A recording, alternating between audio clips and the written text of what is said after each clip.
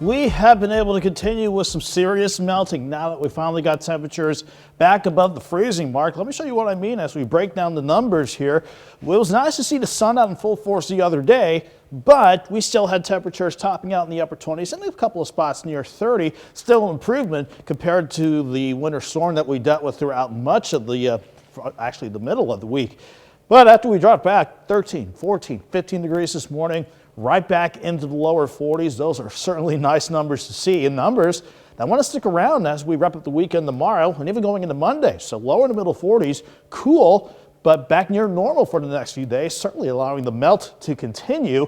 And in fact, 40s and even 50s. These are pretty much our highs throughout much of the week ahead of us. That's certainly going to be nice, along with the majority of the week staying on the dry side.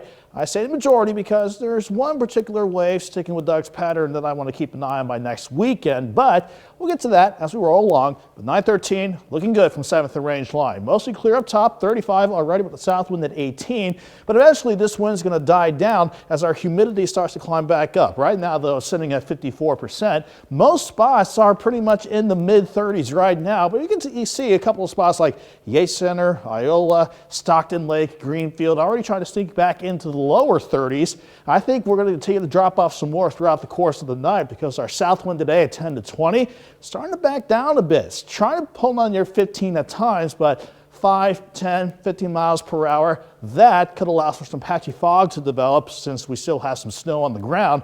That still doesn't change the fact that I think we'll go back into the 20s for overnight lows. It's nice to see absolutely nothing on top of the region. A much calmer setup, certainly because of that.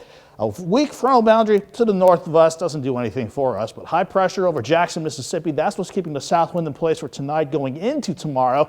The only thing I'm watching in the short term is a weak wave passing to the north. That brings in maybe a little cloud cover tomorrow, along with some other waves coming along the northwest flow of the jet stream that I'm watching. But we're looking good for the rest of the overnight. But you can see, though, we dropped back into the 20s during the overnight, most of us around 24 degrees.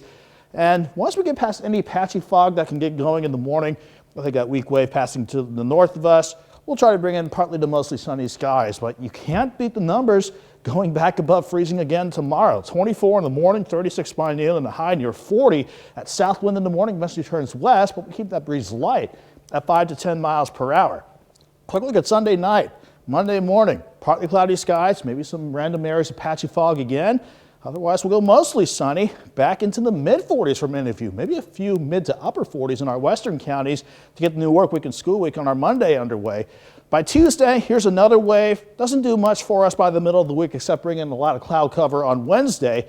But sticking with Doug's pattern, I want to watch this system coming out of Canada by the coming weekend. That could start things off as rain chances on Saturday. And depending on how temperatures play out, it can end in snow by that following Sunday. But let's enjoy this nice dry stretch that'll be with us for quite some time. 40 tomorrow, 44 Monday, 50s Tuesday and Wednesday.